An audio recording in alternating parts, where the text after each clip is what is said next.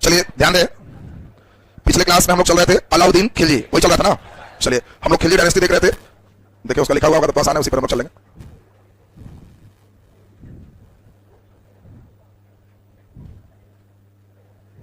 चलिए आप सभी लोग को योग्य सेनापति वगैरह सब हमको लगता लिखा दिए थे, उत्तर भारत विजय और दक्षिण भारत विजय दोनों हो गया था ना, इसमें भी लगता है उतना ही तक है। चलो कोई बात नहीं, ध्यान दीजिए। इसमें हम लोग इससे आगे चले तो हम लोग देखें अलाउद्दीन खिलजी का जो और मेन वर्क है, अब हम लोग उस पर ध्यान देंगे। देखें अलाउद्दीन खिलजी ने टैक्सेशन प्रणाली के लिए क्या किया, क्योंकि वही व्यक्ति पूरे भारत पर विजय कर सकता है जिसको पैसा कौड़ी से मजबूती रहे। तो कर प्रणाली को उसने क्या किया हम लोग उसको समझेंगे, इसकी बाजार नीति को हम लोग समझेंगे, बाजार नीति के बाद इसके द्वारा किए गए कुछ निर्माण कार्य को समझेंगे और तब फिर धीरे धीरे सेक्शन निकल जाएगा। तो पहले ये देखें, अलाउद्दीन खिलजी चूंकि बड़ा करना था, आपको याद है कि सेंट्रल में केंद्र में उसने सेना रखा, और आपको यह भी याद है कि सेना को पहली बार इसने नगद वेतन दिया, और वो वेतन अगर देता थोड़ा भी ज्यादा तो खजाना इसका 2-3 साल में खाली हो जाता। तो इसने कुछ बहुत बढ़िया बढ़िया टेक्नोलॉजी लगाया। पहले तो ये देखो, टैक्सेशन में आपको जान के गहरा असर होगा कि खराज को 1/6 से 1/2 मैंने 50% कर दिया 16%। खराज का मतलब होता है भूमि कर, खराज आपको समझाए थे, खराज का मतलब भूमि कर। जमीन पर लगने वाला जो टैक्स है पहले केवल 16% लगते थे, बाद के राजा 1/3 33% तक ले गए। सबसे हाई टैक्स पूरे सल्तनत काल में अलाउद्दीन खिलजी 50% कर दिया। अब बताओ टैक्स का मतलब क्या है, जितना तुम्हारे खेत में होगा आधा दे दो। दूसरा, इसने सबसे बड़ी योजना लाई, सभी भूमि को खालसा भूमि में परिवर्तित कर दिया। देखो कुछ टर्म टेक्निकल मिलेंगे जिसको डाइजेस्ट करते चलना है, हम समझाएंगे तो डाइजेस्ट हो जाएगा। इस समय 3-4 तरह की भूमि चल रही थी। एक भूमि को कहते थे मिल्क भूमि, मिल्क भूमि। दूसरा भूमि को कहते थे वक्फ। इस देखो अलग अलग डिजाइन की जमीन थी। मिल्क समझते हो, दूध नहीं रहना लायक। मिल्कियत, जिसका अपना जमीन वो मिल्कियत की जमीन हो गई, निजी जमीन को मिल्क जमीन कहते हैं। वक्फ का मतलब धार्मिक कार्यों के लिए जो जमीन दिया गया है कि ये वक्फ की जमीन है। आज भी तुम देखोगे कि ये वक्फ बोर्ड की जमीन, तो मतलब वो मस्जिद की जमीन हो गई। उस वक्फ बोर्ड की जमीन में वो दुकान लगाएगा तो उससे मस्जिद को इनकम जाएगा, खेती करवाएगा मस्जिद को इनकम जाएगा। और कई व्यक्तियों को इनाम दिया जाता था कि आपने इतना बढ़िया काम किया तो जाइए आपको 50 बीघा राजा ने इनाम दे दी। अलाउद्दीन खिलजी कहा कि जो पुराना लोग इनाम दिए हैं सब भुला जाओ, सब जमीन दे दो इधर, इनाम गिफ्ट कैंसिल होगी, भी खत्म, इन्हीं की मस्जिद में जाएगा। जो मिल्क वाला है वो केवल रहेगा निजी क्षेत्र वाला, सही है। बाकी जो जमीन है उसको हम खालसा भूमि में परिवर्तित कर रहे हैं। खालसा का मतलब होता है सरकारी भूमि, मतलब जो इनाम की जमीन है, धर्म की जमीन है, उसको इसने सरकार किसानों को कुछ देगा बीज का, तो और 90% तक टैक्स दे। जमीन मेरा है तो इतना दे दो, इस पर करोगे तो 50% करेगा, तो सरकारी भूमि घट गया कि बढ़ गया, बढ़ गया। और इसीलिए इसके समय टैक्सेशन देखो और आ रहा है। अगला बहुत इंपॉर्टेंट बात है कि इस समय पहले से जो गुलाम वंश में चले आ रहे थे, गुप्तोत्तर काल का ये ट्रेंड चल रहा था, भू राजस्व वसूल करने वाले अधिकारी हिंदू होते थे। क्योंकि भारत में बहुसंख्यक हिंदू थे तो हिंदू ज्यादा संख्या में थे तो अधिकारी भी हिंदू रखते थे। गुलाम वंश में भी वही रहे और इसके मेन अधिकारी थे खूत, मुकद्दम, चौधरी, ये सभी हिंदू होते थे और ये सब अधिकारी थे। किसानों से अलाउद्दीन खिलजी कहा कि किसान से लेता है पहुंचाता है, बीच में इनका भी कमीशन होता है, इसीलिए बीच वाला सब गायब, इसको कमीशन क्यों दे, डायरेक्ट देना है हमको। और ये हिंदू अधिकारी लोग हैं, इन लोग की स्थिति थोड़ा ठीक करनी होगी। खूत, मुकद्दम, चौधरी कोई टैक्स वसूल नहीं करेगा और इनकी अपनी जो जमीन है उस पर भी टैक्स लगेगा। पहले इनकी जमीन पर टैक्स नहीं लगती थी। और कहते हैं कि इनकी स्थिति इतनी खराब कर दी अलाउद्दीन खिलजी कि इनके यहाँ कोई बेटा बेटी के विवाह तक नहीं करता था। इनकी स्थिति आर्थिक इतनी खराब हो गई थी कि इनके यहाँ के लोग दूसरे के घर में झाड़ू बर्तन करने जाने लगे। अब देखो इतिहासकार कहते हैं कि सब अधिकारी था, पहले लोग डरते थे, सलामी ठोकते थे, और अलाउद्दीन खिलजी एकदम सही कर दिया, इन लोगों को एकदम ग्राउंड लेवल पर ले आया। अलाउद्दीन खिलजी का मानना था कि लोग विद्रोह करते हैं उसका मेन कारण एक ही है, क्या, रुपया। जिसके पास है तो प्लानिंग करता है, कहता है 1000 के बुलाओ हम खिला देंगे, कोई कहेगा कि हम तो हमारी तरफ से गाड़ी हो जाएगा, हमारी तरफ से होगा, प्लान करता है। इतने पैसे खींच लो कि विद्रोह का नहीं, जीने का सोचे। मतलब अलाउद्दीन का प्लान अलग है, इतना टैक्स में ले लो कि वो सोचे कि हम अगला दिन जिएंगे कैसे, मेहनत करें, फिर इतना मेहनत करके रात में नींद बढ़िया आज। तो प्लान सकते हो कैसा राजा है, पहली बार घर ही कर लगाया, पहली बार घर पर भी मकान पर टैक्स लगेगा, पहली बार चराई कर लगाया। आपसे पूछा जाएगा पहली बार घरी कर और चराई कर। चराई का मतलब घर में जानवर गाय भैंस रखे हो तो टैक्स लगे, मकान बना के रह रहे हो तो टैक्स लगे, और कुल मिला कृषि में 50% लगे। अब बात समझ लीजिएगा, मोदी जी ज्यादा टैक्स खींचे तो अलाउद्दीन खिलजी को ध्यान करो। खिलजी कुल आय का 90% टैक्स लगभग ले लेता था। 100 रुपया किसी व्यक्ति की कमाई है तो 90 रुपया सरकार को, 10 रुपया में जीना है तुम। तो अब समझ रहोगे कि स्थिति कितना खराब किए हुए। अब ध्यान से समझें, ये दिल्ली सल्तनत का पहला सुल्तान है जिसने भूमि का माप करा के, पैमाइश करा के और तब भू राजस्व को संग्रह किया कि कितना जमीन है, एक्यूरेट चाहिए। इसलिए भी एक अच्छा प्रश्न है कि पहला सुल्तान कौन है जिसने भूमि माप के आधार पर राजस्व संग्रह किया, तो अभी कौन होगा, अलाउद्दीन खिलजी। तो देखिए इसका टैक्सेशन में ये घड़ी कर, चराई कर और खालसा भूमि खराज, ये सभी इंपॉर्टेंट। तुमसे पूछा जाएगा कि बताओ सल्तनत काल का कौन राजा खराज को 50% रखा, तो मेन अलाउद्दीन खिलजी। अगर एक चुनना होगा तो यही चुनना, और दूसरा अगर चुनना होगा एक से अधिक तो मोहम्मद बिन तुगलक। आगे तुगलक में पढ़ो, मोहम्मद बिन तुगलक लेकिन समझदार था, उस सब किसान के 50% नहीं किया। कहा कि जो खेत में ज्यादा होता है वहां 50% करो और जहां कम है वहां रहने दो, बेचारा 16% बहुत। तो अब देखिए दोनों के पैटर्न में अंतर है, लेकिन 50% में अगर देता है एक से अधिक, दोनों आंसर हो जाता है, अलाउद्दीन खिलजी भी और मोहम्मद बिन तुगलक भी। तो अब पहले हम लोग इन बातों को नोट करेंगे, फिर आगे की ओर बढ़ेंगे। तो नीचे लिख दीजिए, अलाउद्दीन खिलजी के समय कर प्रणाली, टैक्स प्रणाली बढ़ जाए। अलाउद्दीन खिलजी के व्यापार के लिए अलग नियंत्रण हम सिखाएंगे, बाजार नीति। हाँ, उसमें उन्होंने मूल्य नियंत्रण किया, इतने में बेचना है, टैक्सेशन नहीं उतने में तुमको बेचना है, और उसके लिए तुमको कर्जा चाहिए, कर्जा देंगे, ठीक है ना। तो वस्तुओं की कीमत नियंत्रण की बात होगी।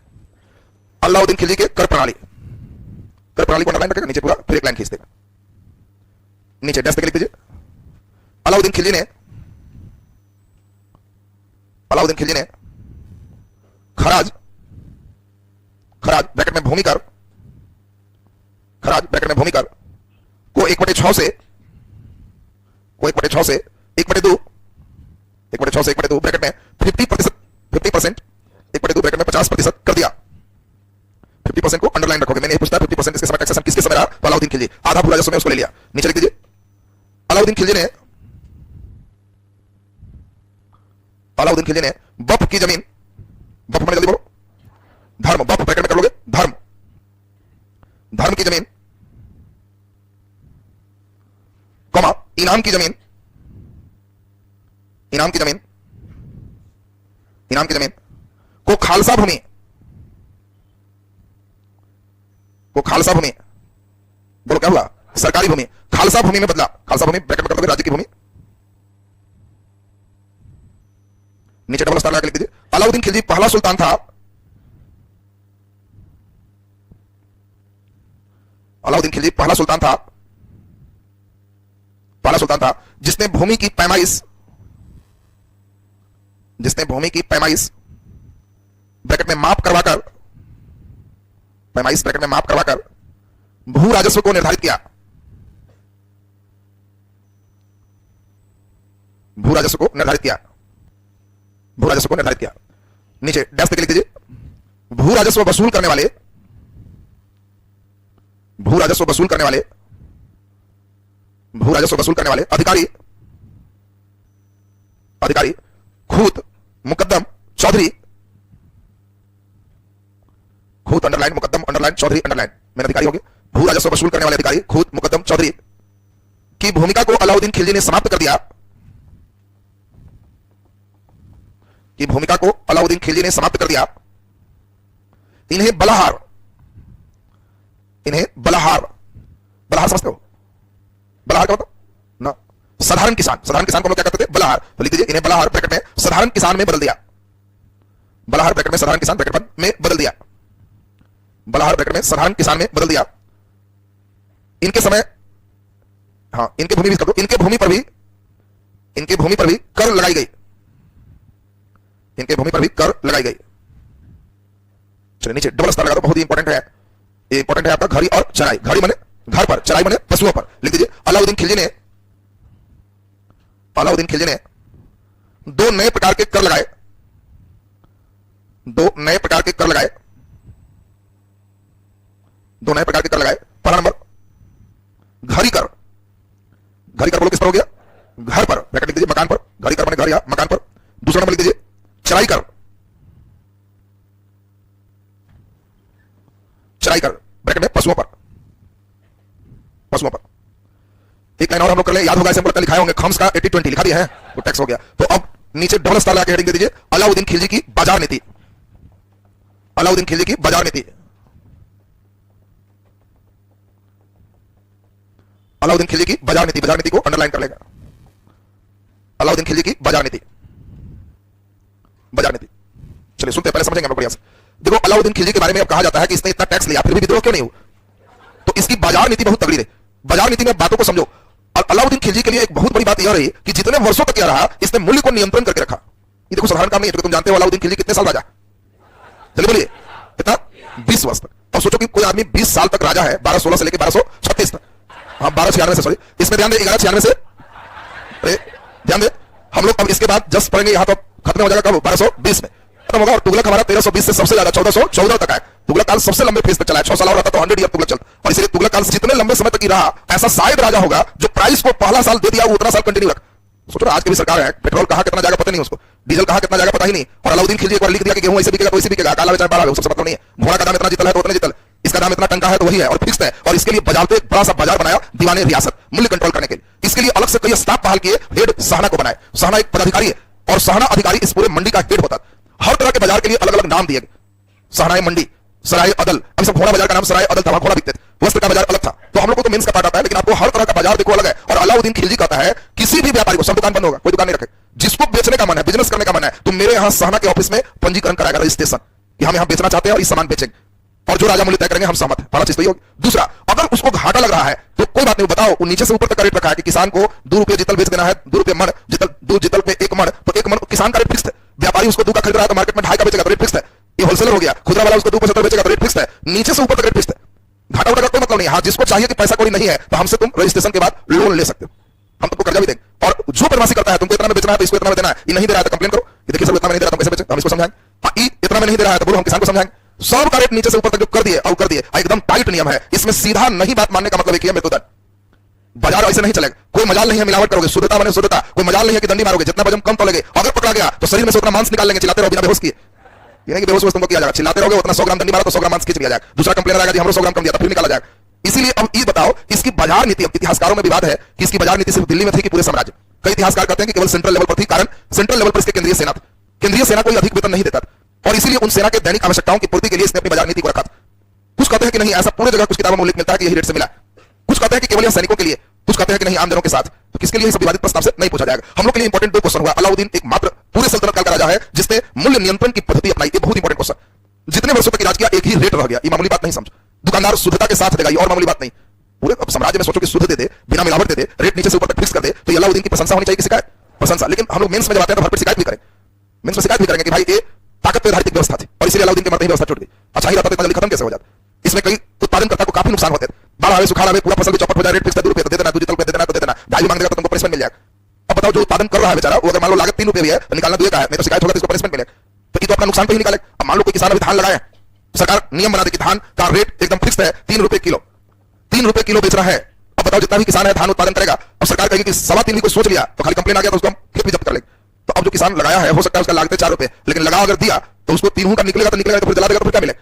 तो किसान होते हैं रेट कम होता है तो रोड पर टमाटर भी ऐसे ही पटकना शुरू करते हैं, ये सब सीन देखे होंगे आप। तो रेट कम है तो बेचारे को नुकसान हो रहा है। तो कई बार अलाउद्दीन खिलजी नीचे से ऊपर तक किया तो इसमें उत्पादनकर्ता को लाभ है कि हानि? हानि है। मेहनत से कई लोग बनाएगा तो उसका बेचारा का हो सकता है लागत अधिक हो और निकले कम में, मजबूरी है क्योंकि नियम टाइट। और इसीलिए अलाउद्दीन खिलजी जैसे ही मरा सब बाजार उजार का रेट कोलैप्स कर गया, फिक्स नहीं रहा, ये ताकत बेस्ड था। ये सब मेंस के टॉपिक है, हम लोग को 3-4 बार मूल्य नियंत्रण के सुल्तान ने अपनाया अलाउद्दीन खिलजी। इसके अलाउद्दीन के बाजार का नाम दीवाने रियासत, यहीं से कंट्रोलिंग होते थे। और इसमें दीवाने रियासत का प्रधान कौन होता था? साना। घोड़ा बाजार का नाम सराय अदल, घोड़ा बाजार कौन है? सराय अदल। अनाज सराय मंडी, मंडी में अनाज निकलेगा। तो इस तरह से आपको ध्यान रखना कि बाजार है, लेकिन सब बाजारों का नहीं काम है। हम लोग 3 बात इसमें इंपॉर्टेंट लिखेंगे, तो नीचे लिख दीजिए अलाउद्दीन की बाजार नीति, नीचे स्टार लगा के रास्ते के लिखो अलाउद्दीन खिलजी। अलाउद्दीन खिलजी सल्तनत काल का, अलाउद्दीन खिलजी सल्तनत काल का एकमात्र शासक था, एकमात्र शासक था जिसने वस्तुओं के मूल्य नियंत्रण की नीति को अपनाया, वस्तुओं के मूल्य नियंत्रण की नीति को अपनाया, मूल्य नियंत्रण की नीति को अपनाया। नीचे डेस्क लिखो स्टार लगा के अलाउद्दीन खिलजी ने, अलाउद्दीन खिलजी ने दीवाने रियासत, दीवाने रियासत अंडरलाइन कर लेना इसको, इमरत कर लेगा, दीवाने रियासत, दीवाने रियासत बाजार, बाजार के वस्तुओं के मूल्य नियंत्रण के लिए विभाग की स्थापना किया, वस्तुओं, बाजार के वस्तुओं के मूल्य निर्धारण के लिए, बाजार के वस्तुओं के मूल्य निर्धारण के लिए विभाग की स्थापना किया, विभाग की स्थापना किया। नीचे डबल स्टार लगाकर रास्ते लिख दीजिए दीवाने रियासत के प्रधान, दीवाने रियासत के प्रधान बोलो कौन होते थे? सहना होते थे। सहना को अंडरलाइन कर देगा।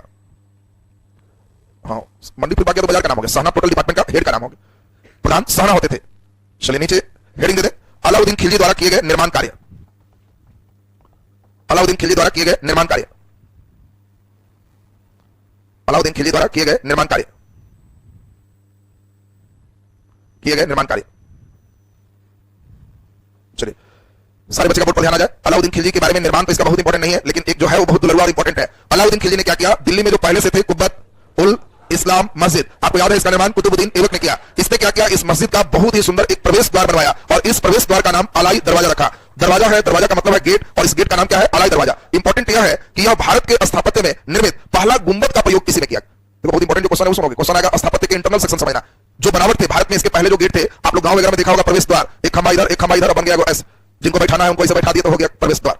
लेकिन ये जो प्रवेश द्वार है पहली बार गुंबद नुमा बन रहा है, इसके पहले इंडिया में गुंबद नहीं।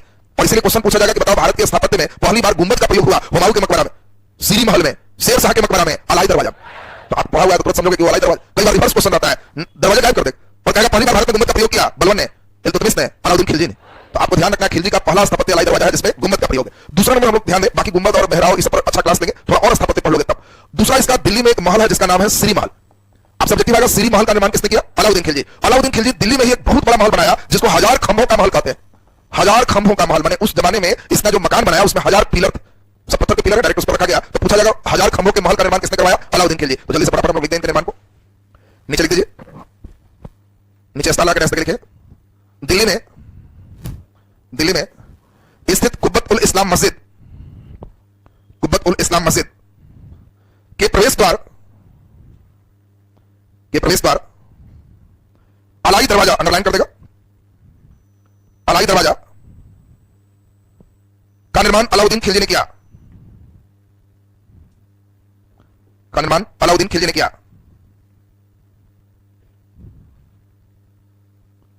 ने किया। नीचे डबल स्टार लाकर लिख दीजिए, भारत में पहली बार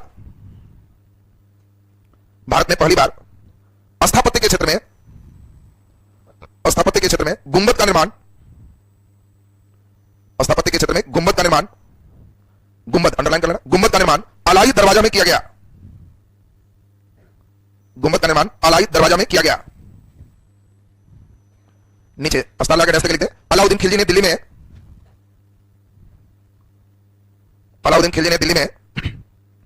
दिल्ली में सीरी महल अंडरलाइन और 1000 खंभों के महल का निर्माण कराया,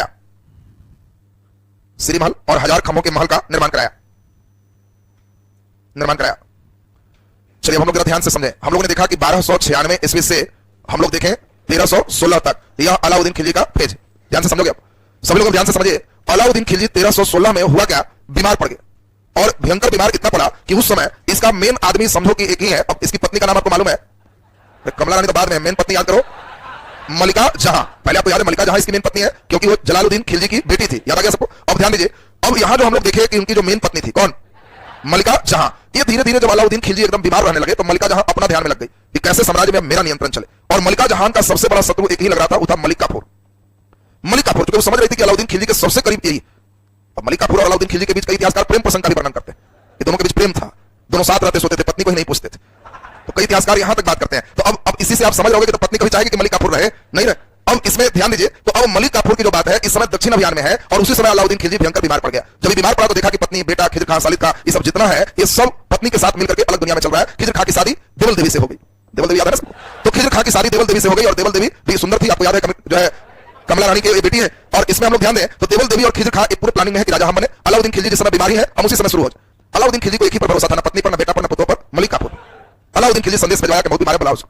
और जब मलिक यहाँ पे आ गया मलिक काफूर, तो वो अलाउद्दीन खिलजी का दिली कान भर रहा कि आपका बेटा तो विरोध कर रहा था, आपका बेटा ऐसा बेचारा बीमार है, कुछ सुन ही नहीं रहा। अब तो एक केवल धृतराष्ट्र जैसा जो लोग बोल रहा है वही सच समझ रहा है, दिखाई तो इसको देता नहीं है, अब तो ये बीमार है। तो अब ये आदेश दे रहा है कि देखो मेरा जो सेंट्रल सेना है वो अपने कमांड में ले लो, और हमारा जो बेटा है खिजर खां, वो एकदम हमको नहीं पूछ रहा, उसको तो एकदम पकड़ लो, मार दो उसको, जेल में डाल दो। और अलाउद्दीन खिलजी देखो एकदम मेन इसके पक्ष में है, और सेंट्रल सेना का ही सहयोग लेकर के खिजर खां को पकड़ के अंधा, साल्दी खां जो मेन अगला बेटा है इसको भी पकड़ के अंधा, अब मुबारक खां इसका बेटा है, इसको पकड़ करके डाल दिया है सुतुन के किले में, याद है सबको। अब इसी समय ये सब घटना हो रही थी, अलाउद्दीन खिलजी बीमार था ही, मर गया, उसकी पत्नी मलिका जहां भी पकड़ के कैद कर दी गई, सारे सिस्टम को खत्म हो गया। अब यहां पर बचे सिहाबुद्दीन उमर। आपको बताया था कि सिहाबुद्दीन उमर जो देख रहे हो, इसी को संरक्षक बनाई, छोटा बच्चा, और इसी को कहा कि बस गद्दी पर बैठो। और मेन केंद्र पर कौन आ गया, मलिक काफूर। और यही 1316 में मलिक काफूर ने एक आतंक मचा दिया, 35 दिन का, 36वां दिन मारा गया, 35 दिन मलिक काफूर आतंक मचा दी। अब देखो मलिक काफूर एक दास है, दासों की प्रीवियस हिस्ट्री अपने आप में विवाद रहेगी, उधर कभी सेटर नहीं जाता, क्योंकि नौकर है तो नौकर कहां जन्म लिया, कब जन्म लिया, इसको कौन जाना, राजा रहता तो बात था कि राजमहल में जन्म हुआ। अभी खरदा क्या रहा, तो हिंदू था कि मुस्लिम था, इस पर भी प्रश्न लगता है। इसलिए नहीं समझना कि हिंदू था। और ये मलिक काफूर भी, ये इतिहासकार का एक वर्ग कहता है कि हिंदू था, एक वर्ग कहता है कि इसका नाम ताज था, एक वर्ग कहता है कि ना हिंदू नहीं था, इसका जो है दूसरा सिस्टम है, मुस्लिम है, ये खास करके उसने ट्रेंड किया, वो मौलाना थे। तो अलग विवाद होता है, और विवाद का स्वाभाविक कारण भी है। तुम्हारे यहाँ कोई एकदम गरीब नौकर कहीं से घूम के चला गया, पूछोगे डेट ऑफ बर्थ क्या, बताओ अभी इस शताब्दी में इसमें रह रहे हो जो तो बेचारा डेट ऑफ बर्थ खानदान के पता नहीं चले। ताकि तो उस जमाने में है जहां की डेट ऑफ बर्थ मायने ही नहीं रखता। बड़े बड़े इतिहासकार इसमें जो बड़े बड़े राजा केवल उनका गलती से निकलता है, तो इसीलिए उसमें ये मायने नहीं रखेगा। अब देखो 35 दिनों तक मलिक काफूर ने आतंक का राज मचा के रख दिया, और फिर यही मलिक काफूर मारने भेज दिया किसको, तो जो जेल में बंद थे मुबारक को। और मुबारक खां को जब मारने भेजा तो आपको याद है कि मुबारक खां की तरफ से ही सेना मिल गए, और वही सेना मुबारक खां को मारने के बजाय रिहा कर दिए, और मुबारक खां ही षड्यंत्र करके 36वें दिन मलिक काफूर की हत्या करवा दिया। और यही मुबारक खां, अब देख रहे हो कुतुबुद्दीन मुबारक खां, ये आपका जो आएगा 1316 से लेके 1320 तक ये राजा रहेगा मुबारक खां। और इसने देवल देवी से विवाह किया, खिजर खां मारा गया। देवल देवी पहले पत्नी किसकी, फिर पत्नी किसकी बनी, मुबारक खां। अब मुबारक खां के बारे में हम बताए थे कि ये भारी पागल और सनकी था, इतना पागल और सनकी कि स्वयं को ही खलीफा कहता था कि खलीफा से सनद पत्र हम लेने जाएंगे, जिस राजा को लेना है हम ही चिट्ठी भेज देंगे, हम खलीफा हैं। अल वसीक बिल्लाह की उपाधि धारण किया, और अल वसीक बिल्लाह ये पहले खलीफा थे, और कहा कि बस हम उनके अवतार, बात समझो। तो ये अपने आप को खलीफा घोषित किया है और ऐसे हैं मुबारक शाह कि खलीफा के ख के भी लायक नहीं। कारण मुबारक खां के बारे में कहा जाता है कि इतने शराब और नाच गान के प्रेमी थे कि कई बार दरबार में महिलाओं के ड्रेस पहन के आ जाते थे। मुबारक खां समझ लो कितने मुबारक वाले हो। इन नशा में इतने रहते थे कि इनको ये भी पता नहीं रहता था कि हम पुरुष हैं कि महिला हैं। महिला के ड्रेस में आ गए तो कौन है भाई, तो राजा आए हुए। तो इतने प्रधान आदमी के जो आसपास अगल बगल होंगे, सलाहकार कितने अच्छे होंगे ये भी समझ रहे। जो नाच गान वाले लोग हैं, जो नशा वाले लोग हैं, इनके सलाहकार हैं। बढ़िया आदमी इनसे एकदम दूर है कि ना दोस्ती ना दुश्मनी, क्योंकि एक सलाह भी अच्छा दिए और ये सब कर दिया कि हुजूर आपका पतन चाहता है तो बेचारा मर जाएगा। तो मुबारक खां के बारे में तो समझ ही गया कि जो नाच गाना महिलाएं के ड्रेस में आ जाए तो उसका क्या हालचाल होगा। और इसीलिए इसी के जो मेन सेनापति है, मेन संरक्षक है, वो है खुसरो शाह। खुसरो शाह इसका संरक्षक था। और जब देखा कि हमारे राजे इतना आराम से है मस्ती में, तो इनको मार ही देने में अच्छा है। और खुसरो शाह 1320 में मुबारक खां की हत्या कर दिए और खुसरो शाह देवल देवी से फिर विवाह किया। देखिए देवल देवी के तीसरे पति।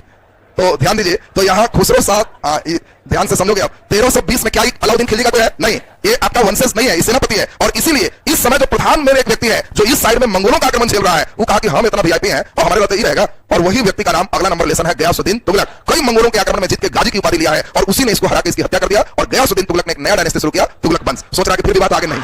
तुम लोग का मन हम जानते हैं। इन लोग जो है, इन लोग बैठ के जो सोचता है हमारा एल्टीना धर लेता है। लिखिए जल्दी से यहाँ लिख लिया जाए। लोग बैठ के जो है एल्टीना अलग लगाते रहेगा। नीचे लिखते हैं, नीचे हेडिंग दे मलिक काफूर, नीचे छोटा सा हेडिंग दे दीजिए मलिक काफूर। मलिक काफूर, मलिक काफूर पर 3-4 प्रश्न हम लोग इसमें देख लेंगे। मलिक काफूर, नीचे जल्दी जल्दी सोच के पहले बताओ मलिक काफूर को किस अभियान में खरीदा गया? गुजरात विजय, याद है सबको? मेन नाम इसका हो गया ताज। अब दूसरी बात हम लोग देखें, इसमें मलिक काफूर अलाउद्दीन खिलजी का नायक तक बना, संरक्षक प्रधान सेनापति है। दक्षिण के पूरे विजय अभियान को कौन किया? मलिक काफूर ने किया। और मलिक काफूर अलाउद्दीन खिलजी के मरने के बाद उसके सबसे छोटे बेटे सिहाबुद्दीन उमर, जो अभी नाबालिग है, उसका मुख्य संरक्षक बन गए और 35 दिनों तक शासन किया और फिर 36वें दिन इसकी हत्या कर दी गई। तो आगे का डायनेस्टी शुरू हो जाएगा। तो नीचे लिख दीजिए मलिक काफूर, डैश लिखो, लिखिए मलिक काफूर, मलिक काफूर को गुजरात विजय अभियान,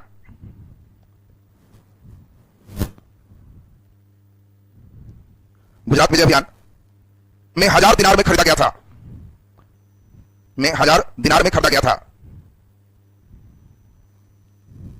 1000 दिनार में खरीदा गया था। नीचे डैश देखिए, डैश देखिए, मलिक काफूर का मूल नाम,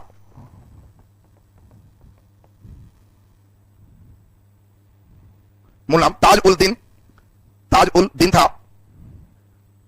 बताए तो इसमें जितना इतिहास आप देखोगे, कोई हिंदू मुस्लिम बताए हैं नाम कहीं, लेकिन परीक्षा के किसी क्वेश्चन में नहीं देखोगे, क्योंकि विवादित सेक्शन हो जाता है। हिंदू थे, मुस्लिम थे, किसी ने प्रमाणित नहीं किया, दास है ना, आगे की कहानी अलाउद्दीन के बाद से पूछे जाएंगे जो जिसमें विवाद ना रहे। चलिए, तो ताजुल दीन ऐसा मेन था, ताजुल दीन इज दिस, इतना बड़ा नाम था, लेकिन हम केवल ताज से ही काम चला दिए। मूल नाम तुम खोजोगे तो तुम्हारा यही मेन मिलेगा। नीचे अस्तार लाके रास्ते के लिखिए, नीचे अस्तार लाके लिख दीजिए अलाउद्दीन खिलजी के दक्षिण विजय अभियान, अलाउद्दीन खिलजी के दक्षिण विजय अभियान को इसने पूरा किया, को इसने पूरा किया, दक्षिण विजय अभियान को इसने पूरा किया, इसने पूरा किया। नीचे डैश लिख दीजिए, नीचे डैश लिखे अलाउद्दीन खिलजी के, अलाउद्दीन खिलजी के, खिलजी के मरने के बाद, मरने के बाद उसने सिहाबुद्दीन उमर, उसने सिहाबुद्दीन उमर जो बहुत कम उम्र का था, सिहाबुद्दीन उमर जो बहुत कम उम्र का था, जो बहुत कम उम्र का था, उसे शासक बनाकर, उसे शासक बनाकर स्वयं संरक्षक बना, स्वयं संरक्षक बना। नीचे देखिए मलिक काफूर ने 35 दिनों तक, मलिक काफूर ने 35 दिनों तक आतंक का राज कायम किया, आतंक का राज कायम किया। 36वें दिन इसकी हत्या की गई, 36वें दिन इसकी हत्या की गई,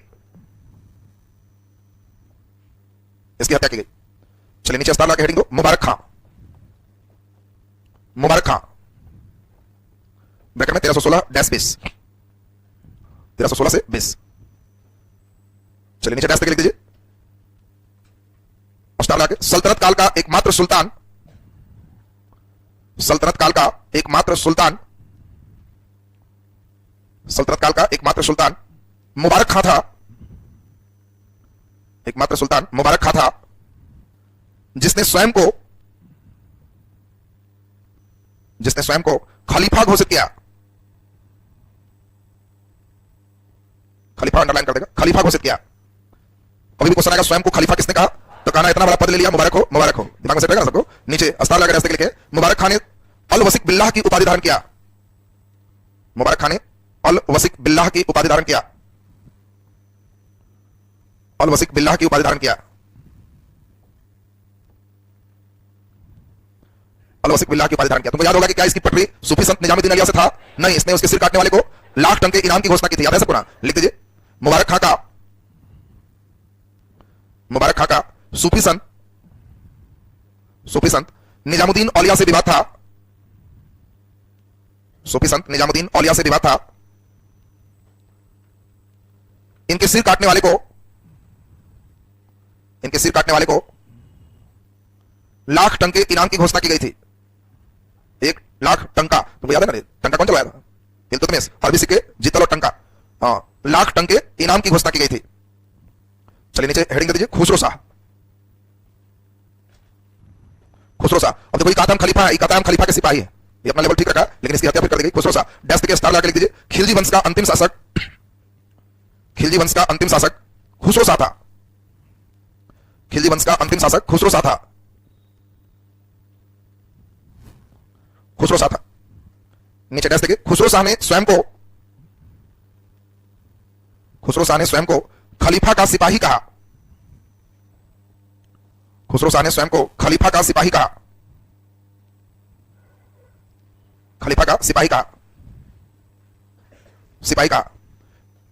चलिए नीचे अब हम लोग शुरू करेंगे मेन तुगलक डायनेस्टी। हेडिंग दे दीजिए।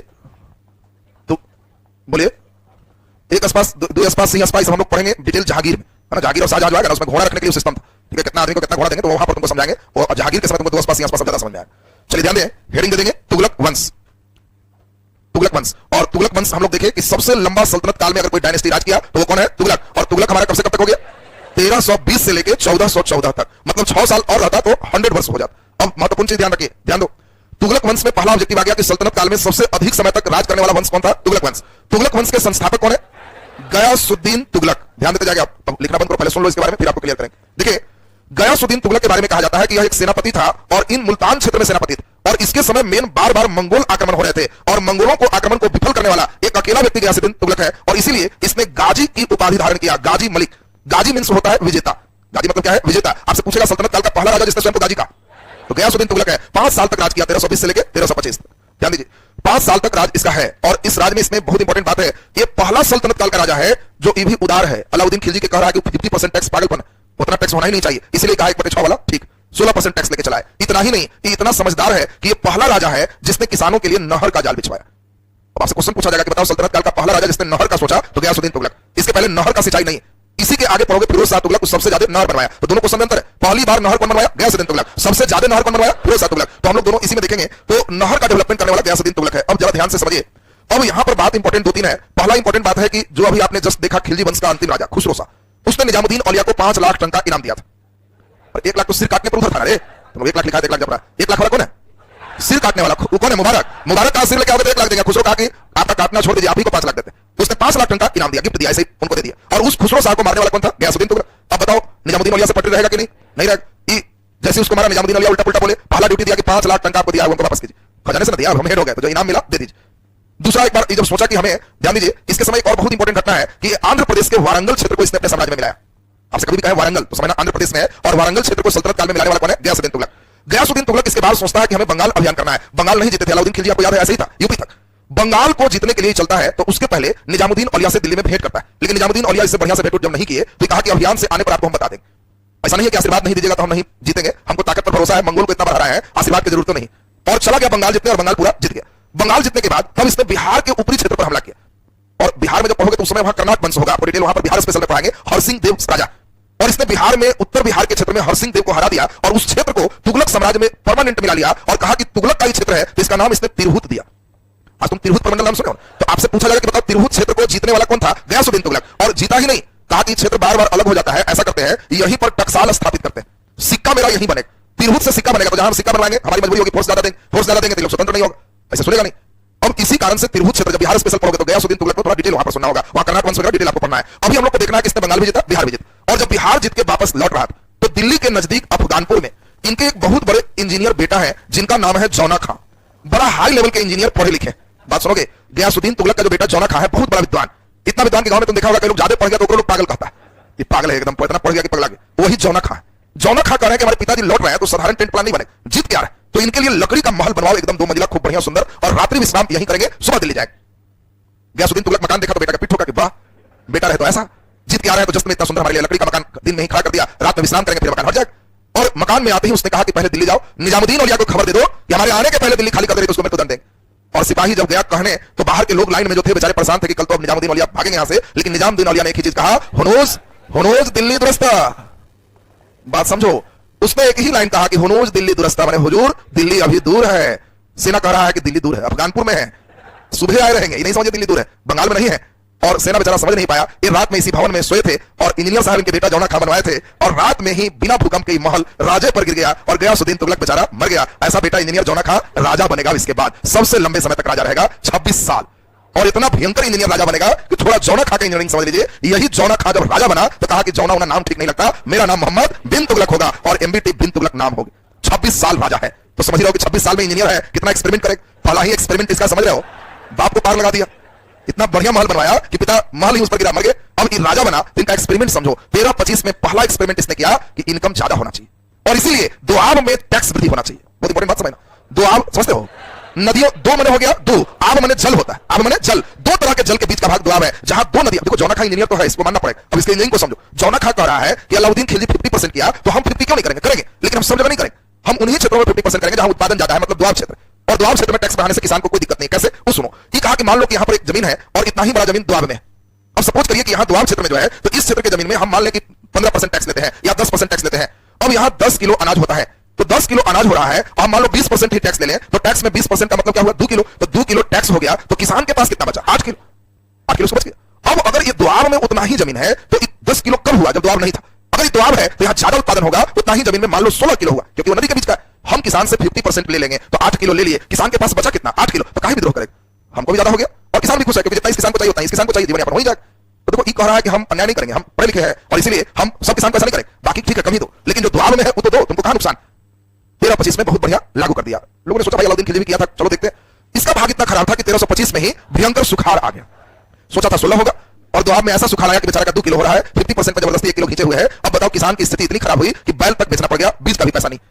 मन पजाए हुए कि अगला साल 50% में लाभ होगा, अगला साल नदी के कारण भयंकर बाढ़ आ गया और किसानों की स्थिति इतनी खराब हो गई कि दुआब के किसान विद्रोह कर दिए। जब विद्रोह देखा तो कहा कि 50% टैक्स वापस, जैसे था वैसे ही। पहला एक्सपेरिमेंट मकान वाला ऐसे ही फेल, दूसरा एक्सपेरिमेंट बेचारा का वैसे ही फेल हो, वापस ले लिया। जब वापस ले लिया तो फिर उधर खेती ठीक होने लगी। बेचारे का हाथ कहिए कि देखिए कितना बढ़िया एक्सपेरिमेंट किया। अब ये सोच रहा देखो, पहला समझदार राजा, इतना समझदार कोई नहीं, इतना समझदार है कि कह रहा है कि कृषि से ही राजा को आय मिलती है, तो कृषि का एक अलग डिपार्टमेंट होना चाहिए।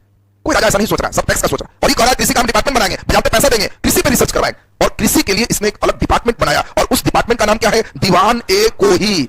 दीवाने कोही ये कृषि डिपार्टमेंट है, बिन तुगलक ने बनाया। दिमाग में सेट रखना, कोही के कोठी, कोठी में अनाज रखा था।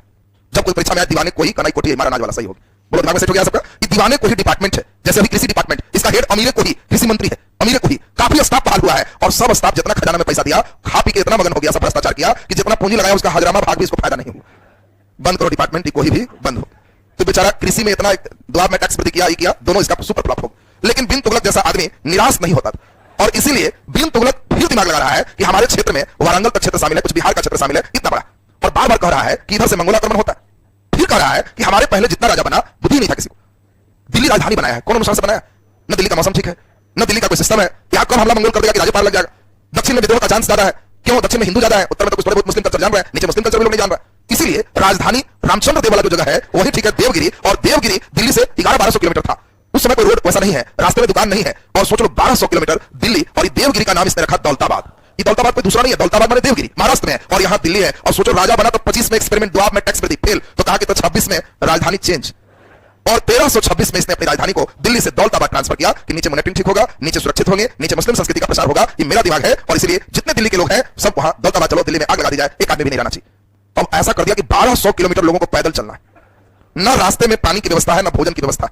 कहा जाता है कि इसमें 10,000 से ऊपर आदमी भूख और प्यास से मर गए।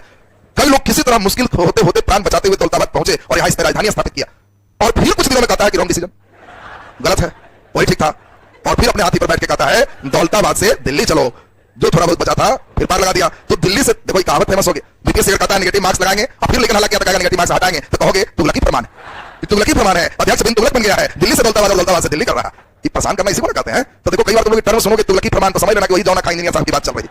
दिल्ली से दौलताबाद और दौलताबाद से दिल्ली। कुछ इतिहासकार कहते हैं कि ऐसा क्यों किया हो, सवाल तो उठता है। तो इतिहासकार कहते हैं कि देखो समझदार था, पढ़ा लिखा था, उसने किया सोच समझ के कि नीचे हमारी संस्कृति प्रसारित होगी, फिर देखा कि कुछ प्रसार हो गया तो चला है। कुछ इतिहासकार कहते हैं कि नहीं, ये जो था ना इसके पिताजी हत्या करके बने थे, तो दिल की जैसे ही और चुके पिता को भी मार गिरा के मरवा दिया।